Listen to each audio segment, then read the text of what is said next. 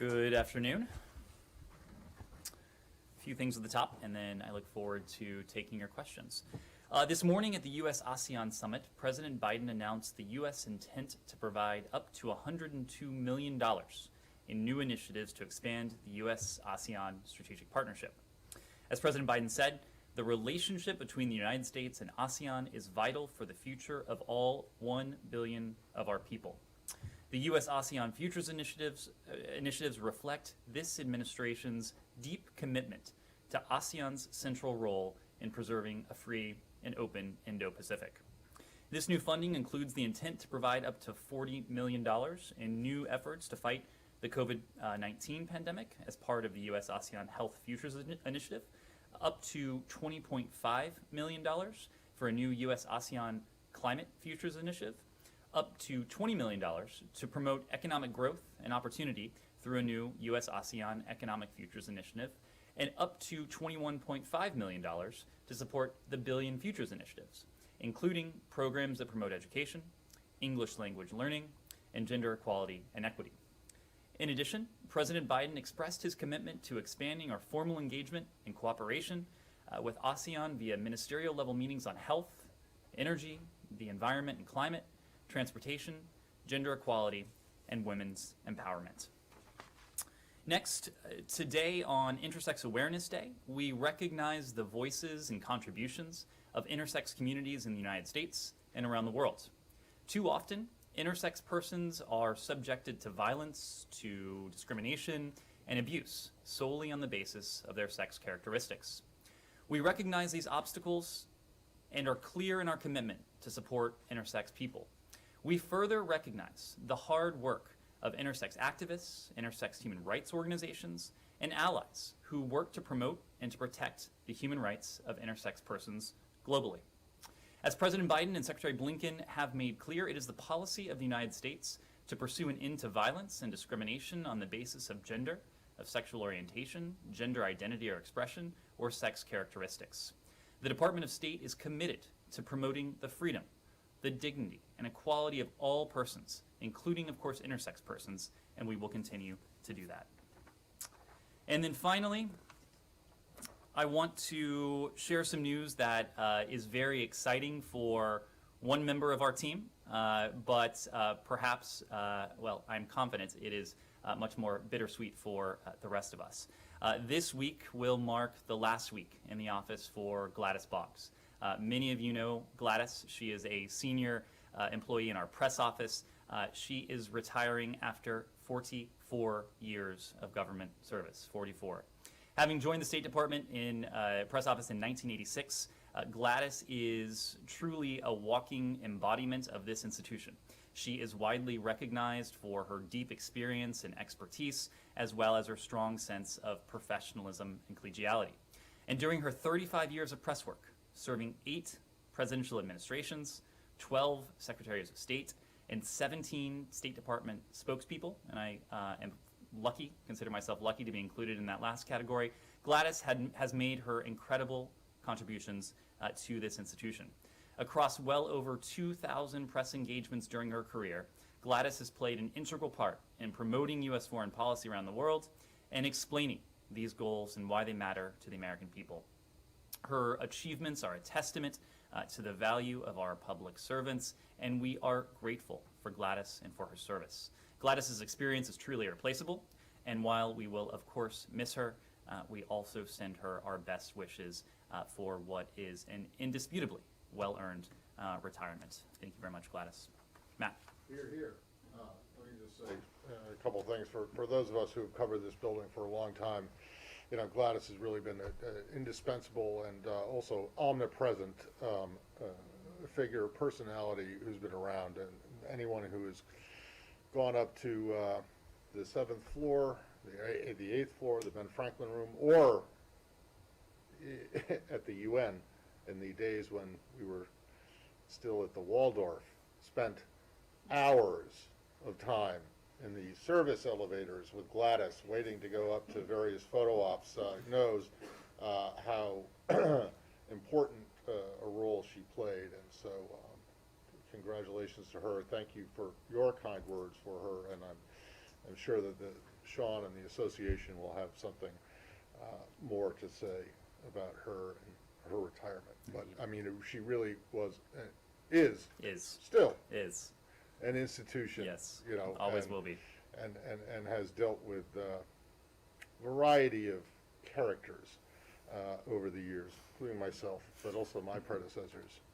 Anyway, so thanks again for your remarks about her. I wanted to start with Sudan because I understand, maybe other people understand it too as well, that Special Envoy Feltman had a call with the Egyptian foreign minister either late yesterday or today, and I'm just wondering if you can tell us what that was about. Did it involve any kind of questions that the U.S. might have about General Burhan's planned or maybe planned visits to Cairo? What do you understand, if anything, about Egypt's role in what happened in Khartoum? Well, let me start by saying, Matt, that we have been entirely unequivocal in our condemnation of the events over the past 36 or so hours. We made very clear yesterday that the anti-democratic actions of the Sudanese military, it subverted the Constitutional Declaration of 2019, but in some ways more importantly, it has subverted the democratic aspirations of the Sudanese people. And the Sudanese people have reaffirmed those democratic aspirations even in recent hours. We saw the Sudanese people peacefully take to the streets to make clear the fact that they seek a restoration of civilian-led democratic leadership. But it has not only been the United States that has been unequivocal in our condemnation of these events. We've joined nations and organizations from across the world in expressing concern. That includes the African Union. It includes the UN, the Organization of Islamic Coordination, France, Germany, Canada, and the UK. Sudan's neighbors as well, to get to your question. Egypt, Ethiopia, and South Sudan have also called for de-escalation and dialogue. Since the events of late Sunday night, our time, Monday in Khartoum, Secretary Blinken, the Special Envoy, Jeffrey Feltman, our Assistant Secretary for our African Affairs Bureau, Molly Fee, and many others in this building and across this administration, they have been working the phones nonstop. They have been in touch with counterparts from the region, including Sudan's neighbors, and you alluded to this, Matt. We have been in touch with governments in the broader Middle East. We have been in touch with our allies and partners all over the world, including Europe and elsewhere. So the Secretary has had calls. The Special Envoy has had a number of calls. Molly Fee has had a number of calls as well. When it comes to the Secretary, we'll be in a position to read out some of those engagements, but this has been a priority for the leadership in this building to see to it that we work with the international community to affect what it is that we are trying to see. An immediate release of all political actors detained in connection with these events, a full restoration of the civilian-led transitional government, and a refraining from any violence against peaceful protesters, including the use of live ammunition. And we strongly condemn recent reports of violence against peaceful protesters. Our goal at this stage, Matt, in terms of all of these conversations, is to establish a common position with our allies and partners. And I think you've seen at least the initial iteration of a common position emerge, including from many of the countries and organizations that I just ran through. There has been a strong condemnation of the military takeover. There has been a call, a broad, unified call for a restoration of the civilian-led transitional government there has been a call by many countries and international organizations for those detained, including Prime Minister Hamdok, Minister of Religious Affairs Mafari, and others from the civilian government who have been detained, for them to be released. And of course, a strong, universal call for the military to refrain from violence against peaceful protesters seeking nothing more than the restoration of their democratic aspirations. Okay, my question was about Feltman, Special Envoy Feltman's call with the Egyptian Foreign Minister Shukri. Do you have anything specific to say about that call, or anything specific to say about what role Egypt might have played in encouraging or discouraging General Burhan's action? Look, we're not going to be in a position to read out every call, but as I've said before, we have engaged with a number of our partners, including Sudan's neighbors, to establish a common position and to make sure that the Sudanese military hears our collective voice very clearly. Do you have a common position with Egypt right now? Well, so Egypt, and I will just note here what Egypt has said publicly. I will leave it to our partners in Cairo to speak for their position, but what they've said publicly is they're working to ensure stability, security. They are closely following these events. They are looking at the safety of the Sudanese people. So we are working closely with our Egyptian partners, just as we are with other Well, that's neighbors. fine, but that is a far cry from your absolute condemnation, demand for the immediate release of all political actors, an end to, repression, suppression of protests. So can you say at this point, honestly, can you say if the Egyptians are on board with your position? Matt, I'm not going to speak for other countries. I will just speak for the United States. And we are speaking with partners, with allies around the world, including Sudan's neighbors, to establish a common position and to do all we can to see to it that democracy is restored in Sudan. Last one, in terms of consequences, beyond since yesterday when you announced the suspension or the pause in the $700 million in ESF, has there been any movement on suspending or not suspending? I saw the USAID statement that their humanitarian assistance will continue, but of course that wouldn't be affected by, or humanitarian aid is not affected by any kind of restrictions. So has there been any movement or developments in terms of assistance? Well, so I want to be very clear on that point, and we've had an occasion to speak to this in other contexts recently. But we always differentiate between bilateral assistance and humanitarian assistance, the latter category going to support the people, in this case, the Sudanese people.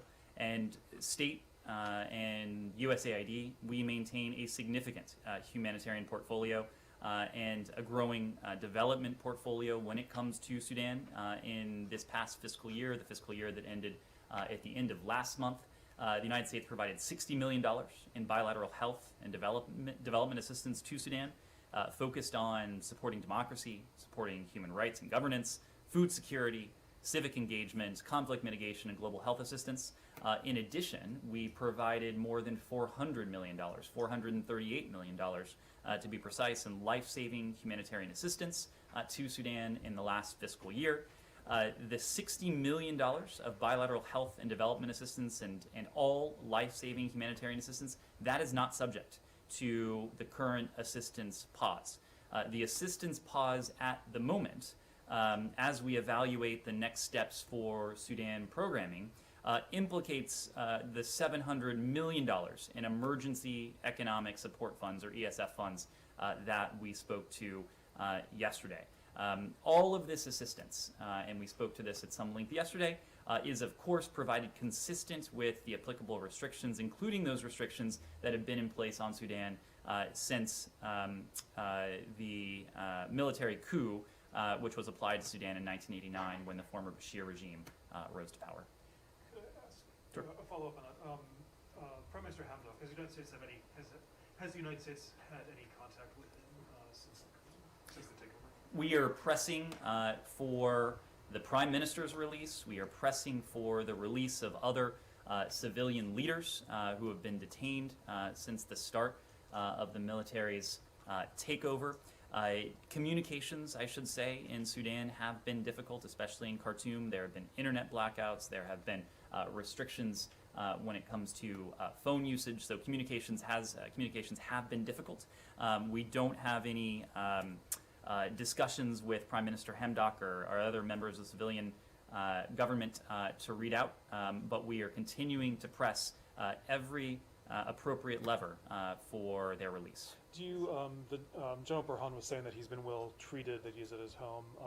Do you have any indication of whether the Prime Minister has been treated well? I will say what I said yesterday, and that is now that the Prime Minister, now that other members of the civilian-led transitional government remain in military custody, it is the military's responsibility to ensure that they are treated well, to ensure their safety, to ensure their security, to ensure their health. I don't have any updates to provide, but we are watching very closely to see to it that the military does just that. Just one. Well, we'll finish out with Sean and we'll. Just one. Sorry, just one briefly. The rule of Omar al-Bashir, the idea of handing him over for on the charges that he's been accused of.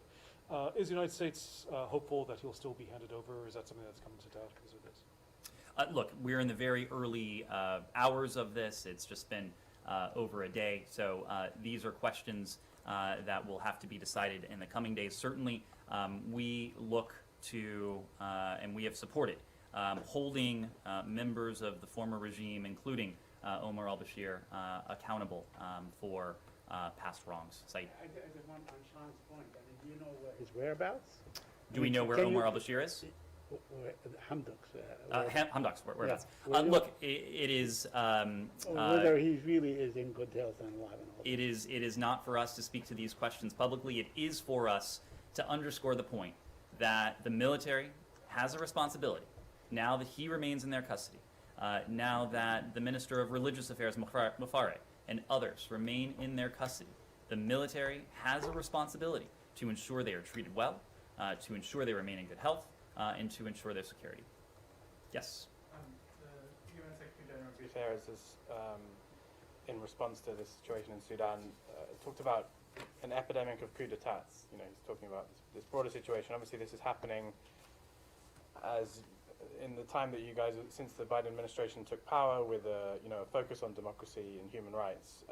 So I wonder if you wanted to kind of respond to his appeal to big powers, including the United States, for unity at the Security Council to have more effective deterrence. And do you agree that there is a lack of deterrence that seems to be leading to countries, militaries like Sudan, Myanmar, other countries as well, to take these kind of actions? Well, I am not aware, and in fact, I am very confident that the Secretary General was making any sort of causal link between this administration and some of the anti-democratic actions that we've seen. I think the Secretary General, I think the international community, our allies and partners in the international community, would recognize that the United States and the United States under this administration, we have been a forceful and powerful advocate for democracy, for human rights, for universal rights. We have made clear where we stand and with whom we stand in many different fora, including at the UN. As you know, we will be pulling together an unprecedented event in the coming weeks, the Summit for Democracy, where we'll have a chance together with many of the world's, many of our democratic partners from around the world, to share experiences, to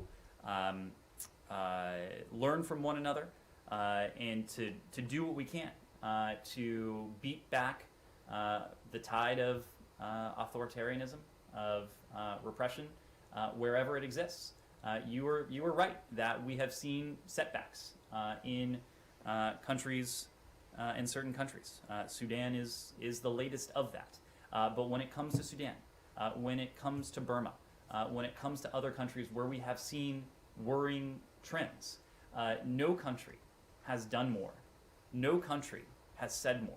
No country has afforded more to the people in terms of humanitarian assistance and humanitarian aid than the United States. And so whether it's Sudan, whether it's Burma, whether it is countries where anti-democratic forces may be gaining more influence, we will continue to lead that charge.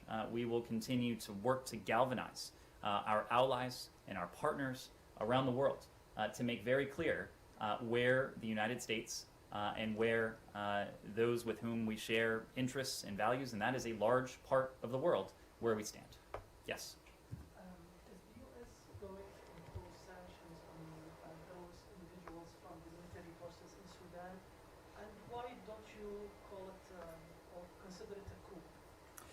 So in terms of holding accountable those responsible for what we've seen, what we may yet see. Look, we have been very clear that the United States and our allies and partners will use every appropriate tool to see to it that we can help Sudan reemerge on the path to democracy. To put a finer point on it, we will do everything we can to support the democratic aspirations of the Sudanese people, and to see to it that we can do everything to help them achieve and to realize those aspirations, which have been set back, of course, by what we have seen the military do over the course of the past 36 or so hours. When it comes to what we call this is very clearly a military takeover. Yesterday we spoke about the historical context here. What is true is that we are closely monitoring the events in Sudan. We know that the military has hijacked the democratic transition. These actions to seize power are unacceptable. They are a contravention of Sudan's constitutional declaration, which, along with the Juba Peace Agreement, is the agreed framework for the democratic transition. These are the documents that embody the democratic aspirations of the Sudanese people, and that's why we are standing by them. Now, when it comes to this particular term, the coup, Sudan has been subject to the military coup restriction in Section 7008 of the Department's Annual Appropriations Act, and it has been subject to those restrictions, as I mentioned yesterday, since the Bashir regime came to power undemocratically in 1989. Sudan will be continue to be subject to those restrictions until the Secretary determines that a democratically elected government has taken office, and that's what we'll continue to support. Yes? One more. Sure, When sure. do you think the U.S. aid is going to be returned to Sudan? I'm sorry, when do we The think? assistance that you mentioned, when do you think it will be returned to them? Well, so to be very clear and to go back to Matt's question, our humanitarian assistance is ongoing.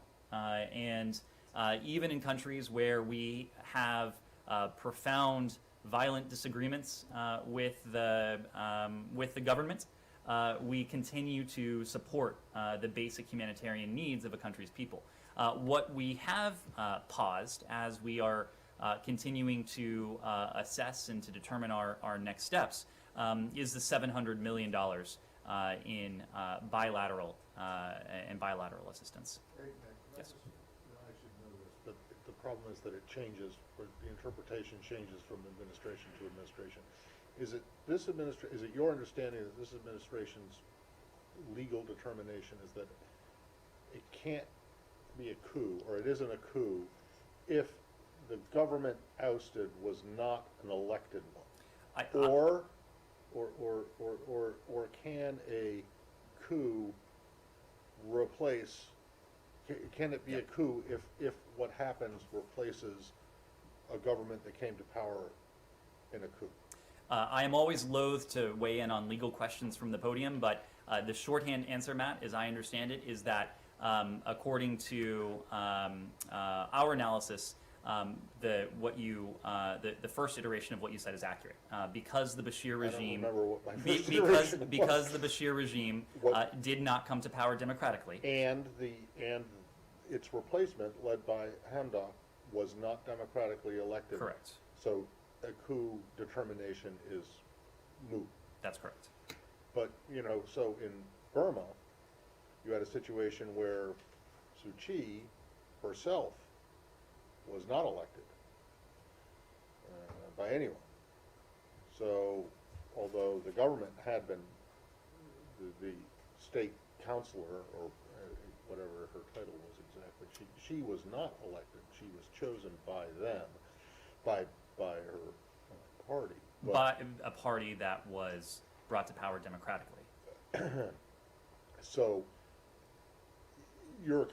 so the legal determination is that in that case, even if the figurehead leader is, so in other words, if it was just Suu Kyi who had been removed, then it wouldn't have been a coup? These are these sort of I ex get it, post I get it, facto it's- hypotheticals are look. Well, I mean, I just want to know if you guys have made, if this administration's rationale for determining whether something is a coup or not has changed from previous What I will say is Or there if was it's there was a coup determination that was conducted in the immediate aftermath Yeah. of the early February 2021 coup in Burma. Right. This department determined in short order, given the circumstances, the facts, and the analysis of them on the ground, that what had transpired in Burma was a coup. In the case of Sudan, of course, these are apples and oranges. We inherited, we have a very different situation with the military overthrowing a regime that was not democratically put in place. Yes. There are reports now coming that Sudan has approved it in his house. I cannot confirm, but if it is true, how do you comment on that? I haven't seen these reports. It sounds like they're just emerging. yeah. We have been calling for the military to release the prime minister, to release the minister of religious affairs, to release other members of the civilian government.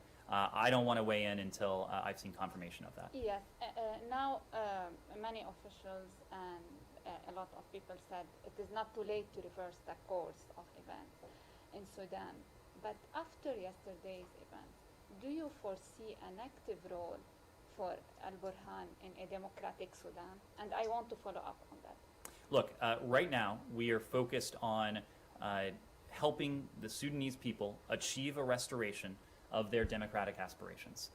That is what we are focused on right now. We can tackle questions of what that might look like, what the implications of this are in the days ahead. Right now, we and our allies and our partners, we're focused on, as I said before, a few things. That is an immediate release of all political actors detained in connection with these events, a full restoration of the civilian-led government, ensuring, doing all we can to protect peaceful protesters, ensuring they're not subject to violence, including the use of live fire and ammunition. That's our focus right now. Just Yes, to follow sure. up, please, I will follow up on the question asked before. What happened in Sudan took place the minute a U.S. special envoy left the country. And that says something about your influence, the U.S. ability to influence events. This is not reassuring to your friends. What implication of that on the U.S. role and influence around the world? So I want to be clear on a couple points here. Number one, Ambassador Feltman was in Sudan, had been in Sudan in recent days. We were, of course, not given any pre-notification by the military or others that they plan these anti-democratic actions. Had we, we would have made very clear where the United States would and now does stand in response to any such plans. But there's something of a chicken and an egg issue here. Ambassador Feltman was in the region. He had been in contact over the course of the previous weeks with many in the region, precisely because we had seen indications that Sudan's democratic transition was potentially running into trouble. That there were individuals who might seek to subvert that democratic path. So these were conversations that had been going on for some time. We had emphasized that the actions to, any actions to subvert the democratic transition are unacceptable, are a contravention of the Constitutional Declaration, which again, along with the Juba Peace Agreement, is the agreed framework for a democratic transition. Yes? On Iran. Anything else on Sudan before we move on? Quickly, sure. You mentioned Department leaders' conversations with allies in the region and around the world on Sudan. I'm just wondering what direct engagement you've had with the military leadership since the takeover. Obviously, Ambassador Feldman was there just before. Of course, in the days, weeks, months leading up to this, we had engaged with the full range of political society in Sudan, including the civilian and the military leadership. Since then, we have been focused on discussing, comparing notes, achieving a unified position with our partners and allies in the region, in the broader Middle East, and around the world. I am not aware of any conversations that have taken place with the military leadership since the actions of late Sunday, our time, Monday, in Khartoum. If we feel that it would be constructive, that if it would be useful to help achieve the objective that we and our partners have set out, and that is a restoration of the democratic aspirations of the Sudanese people, a restoration of the civilian-led transitional government, if we feel that engagement, direct engagement with a military leader would be useful, we wouldn't shy away from doing that, but at this point we haven't done that yet. Yes, Iran, sure. On Iran, the process of refueling gas stations in Iran was disrupted by what the government says is a cyber attack. Was the U.S. in any way associated with this attack, or were they aware this attack was going to take place? And if so, is this any sort of warning about returning to the talks in Vienna? What I will say on returning to the talks in Vienna is that we've been very clear that the path for diplomacy remains open. We continue to believe, our partners in the P5+1 continue to believe that diplomacy constitutes the most effective means to once again ensure that Iran is verifiably and permanently prevented from obtaining a nuclear weapon. But I don't have any response to the first part of your question. Yes, Ben. Thank you, Ned. I have a question on Taiwan and then on North Korea. The first is regarding the press release today from the Secretary regarding Taiwan's participation in the UN system. I was just wondering about the timing of the release and whether it had anything, whether it coincided with this 50th anniversary of the UN resolution. So yesterday, as I believe, was the 50th anniversary of the UN resolution, but the statement made a broader point. And the statement made a point that we support Taiwan's ability to participate meaningfully at the UN and to contribute its valuable expertise to address many of the global challenges we face. That includes global public health, the environment and climate change, development assistance, technical standards, and economic cooperation as well. We reiterated our commitment to Taiwan's meaningful participation at the World Health Organization and the UN Framework for Convention on Climate Change, and we will continue to support Taiwan's meaningful participation in such fora. But was there a specific reason why you decided to put that out today? Or? Why we decided to put it out today? It is a statement of our support for Taiwan's meaningful participation in these institutions, and as you noted, there was an important anniversary. And then on North... And I realize that you want to go back to strategic ambiguity after the president's comments last week, but when you say meaningful, does that mean independent of Beijing? It means meaningful. It means substantive. Yeah, well, you know what means meaningful and substantive doesn't really. That's kind of useless. It doesn't mean anything. What it means. Meaningful means nothing in this case if you don't explain what it is you mean by meaningful. What it means is that Taiwan, as a leading democracy.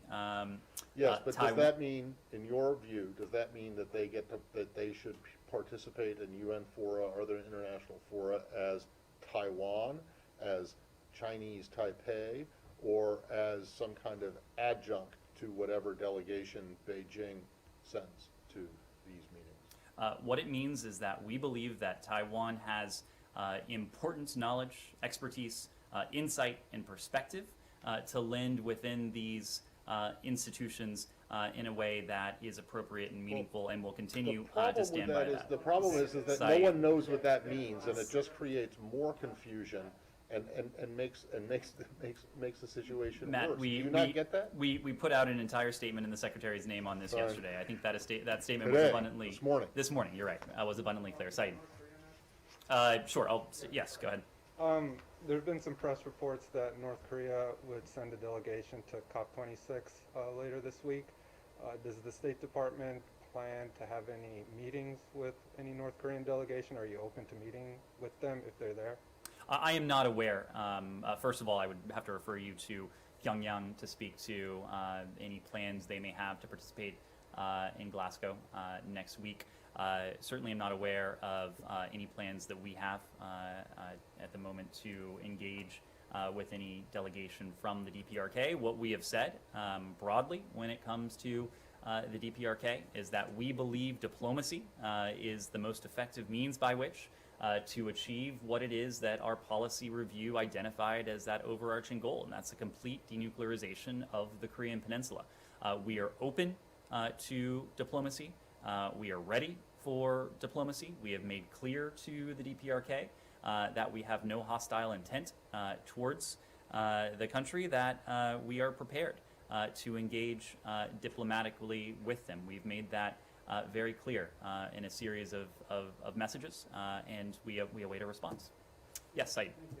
I want to go to the Palestinian issue, but before I do that, I want to add my name in acknowledging Gladys and what she's done over the years, and I want to wish her Godspeed and the best luck in the road ahead. She will definitely be missed. Thank you, Saeed. Yes. On the settlements, the Israelis announced on Sunday that they intend, or they in fact issued tenders to build 1,300 settlements in 7 different settlements and so on. And all in the past you have expressed your views, and you've told us in this room, an issue that I asked so many times about, that your position on the settlement is well known. But what message are you sending the Israelis? Because I think that Israel feels emboldened by your lack of resolve on this issue. Sorry, could you repeat the last part of the I question? said Israel is emboldened by, they keep doing things. You express, that you disagree with this action, and they go on. They are emboldened by your lack of action. Saeed, we've had an opportunity to discuss our position on this in this room and in any number of other occasions.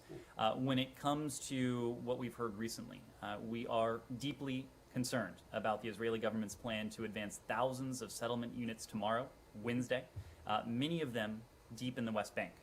In addition, we're concerned about the publication of tenders on Sunday for 1,300 settlement units, 1,300 settlement units in a number of West Bank settlements. We strongly oppose the expansion of settlements, which is completely inconsistent with efforts to lower tensions and to ensure calm, and it damages the prospects for a two-state solution. We have been consistent, as I said, and clear in our statements to this effect. We also view plans for the retroactive legalization of illegal outposts as unacceptable. We continue to raise our views on this issue directly with senior Israeli officials in our private discussions. Yes. Let me just, I have a couple more questions on the Palestinian issue, Sure. if I may, but I wanted to ask you, are you engaging with the Israelis? Is the Secretary of State talking to Mr. Lapid, for instance? Is Michael Ratner, who was, I think, the charge d'affaires, is he talking to anyone? We are on this engaging issue with our Israeli partners at Right. very senior levels, conveying this message. All right, now on the issue of the human rights organization. Hold on a second. Sorry, just on settlements. You say that you've been clear and consistent in your view, but you in fact haven't. This is the strongest statement that you guys have made about settlements, directly about settlements, since I think, well, that I've been around, that I've heard. Prior to today, you have only said that you oppose any unilateral measures that could, damage the prospects for a two-state solution. And This is- that statement always ended, When you- and that includes settlement activity. Including, but you have not said we strongly oppose the expansion of settlements, and this is the strongest that you have been. Was there a decision?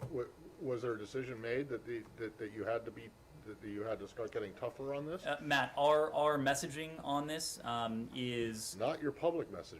our public messaging on this is consistent with what we are seeing Well, transpire. So fine, it, it might it be- only stands to reason that our Okay. public messaging may shift over time. Saeed. Yes, going back to the six human rights organizations.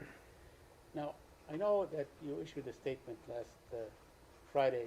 I mean, you responded to the issue last Friday, but then you also said that we have to go, if we have further questions, we have to go to the Israelis. Is that it? I mean, is that the end of it? Is that you just asking journalists and inquirers to go back to the Israelis and have them explain? Are you convinced that the Israelis have a reason that these organizations are tied to terrorism? Or in fact, are they telling the truth when they say, and I know Matt asked this question yesterday, are they telling the truth when they say they shared that information with you? And do you have any plans to meet with these organizations, like the European Union did? So, Saeed, we remain in close touch with our Israeli partners on this. As you may know, there is an Israeli delegation that we'll be meeting with to discuss this set of issues.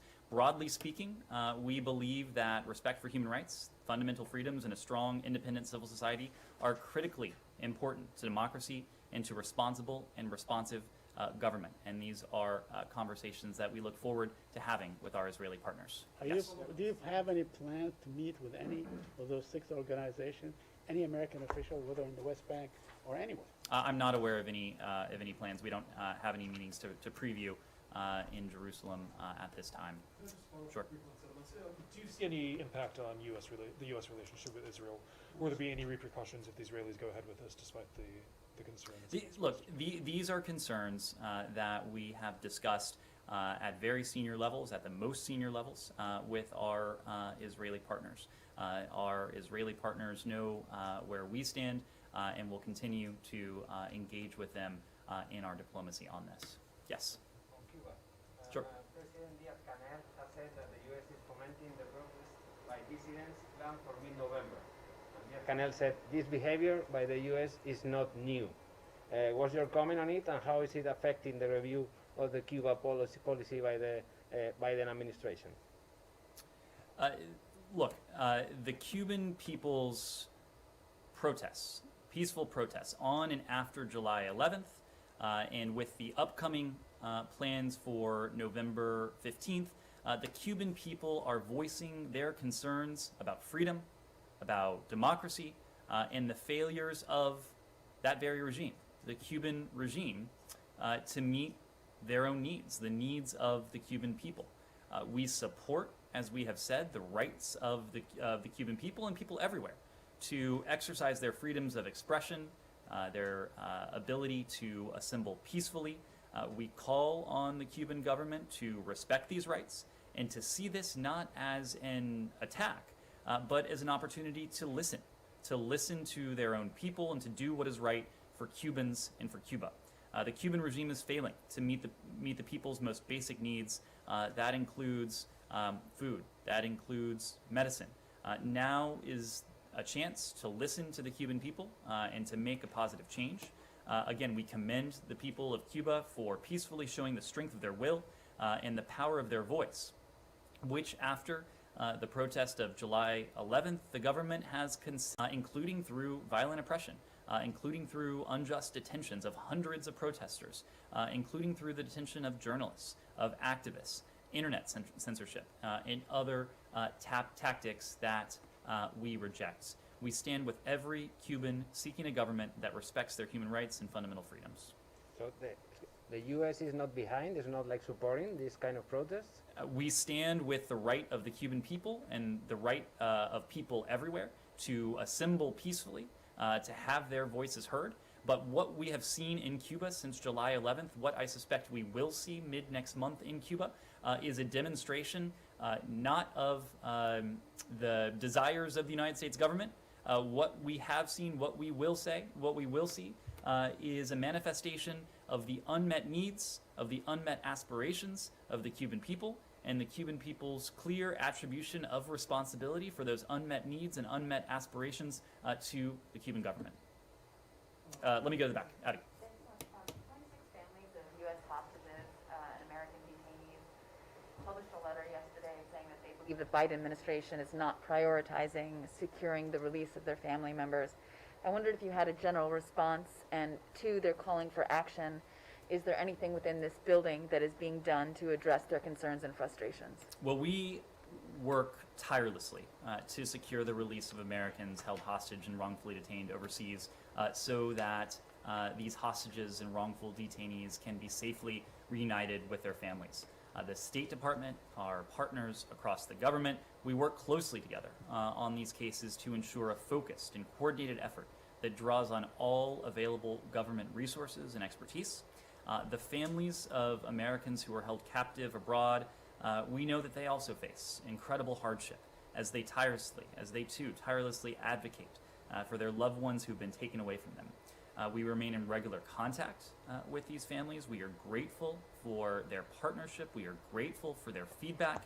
We continue to work to ensure we are communicating and sharing information with them in a way that is useful for these families. As you may recall, Secretary Blinken had an opportunity together with Ambassador Carstens, our special envoy for hostage affairs, to meet with the families of Americans held hostage or wrongfully detained abroad. And he reaffirmed during that session earlier this year that the United States is committed to seeking the release of their loved ones. Ambassador Carstens leads the diplomatic strategy for the return for the release of Americans held captive abroad.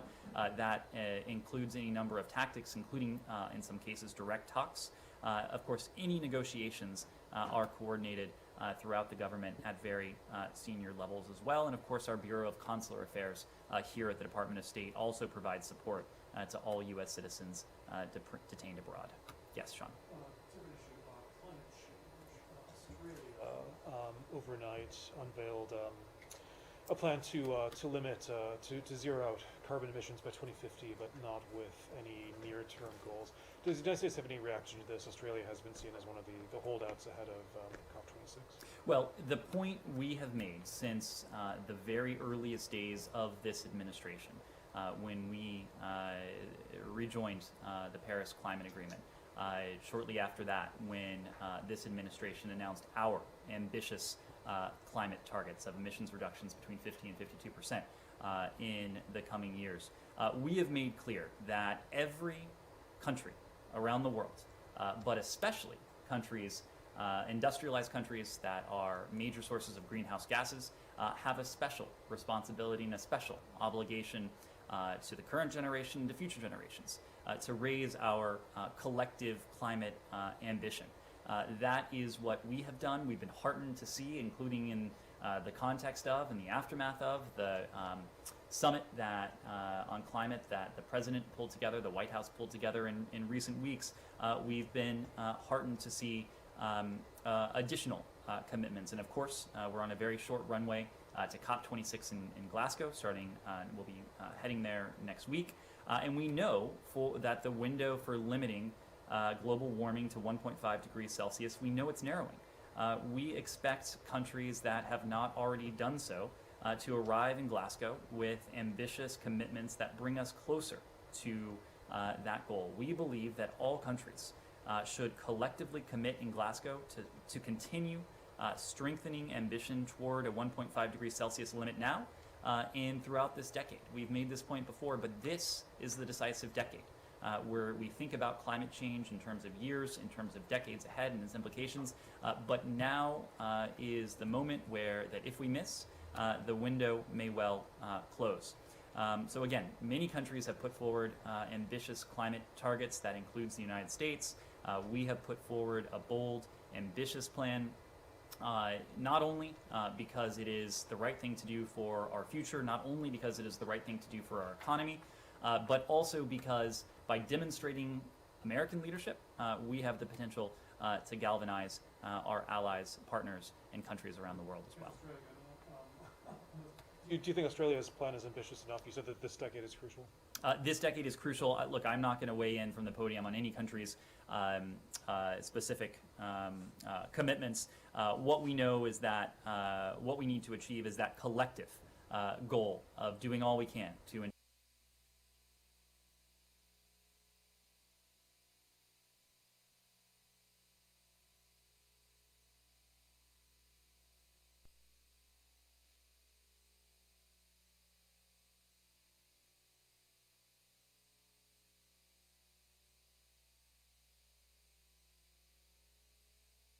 Iran continues to advance its nuclear program as it has distanced itself from the commitments it made in the JCPOA context.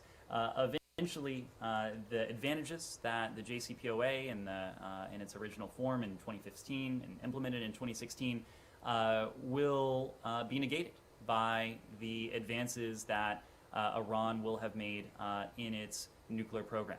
So that is why we continue to believe that negotiations, indirect even as they are, need to resume in Vienna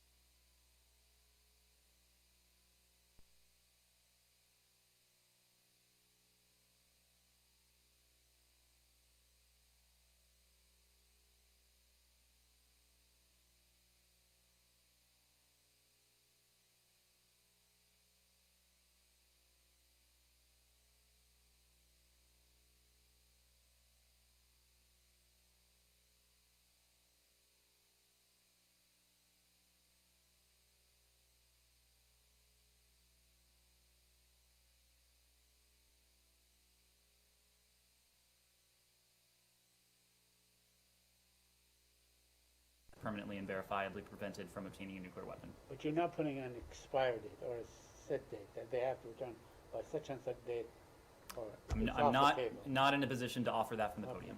Yes. How long are you going to wait? Again, we think that the window is closing.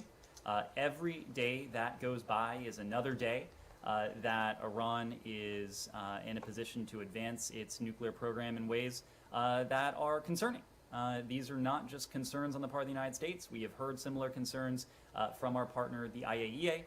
We've heard similar concerns from our European allies as well. So we're not putting a specific time frame on it, but we are making the point that this is not a process that can go on indefinitely.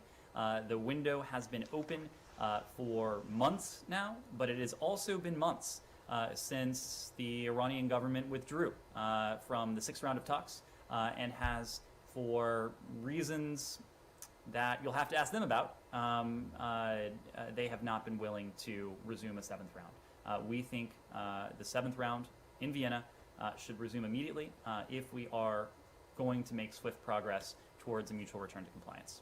Just to follow up on Sudan, because everybody now is talking that Prime Minister Hamdouk is out. Do we expect a call between Secretary Blinken and the Prime Minister today if he's confirmed out?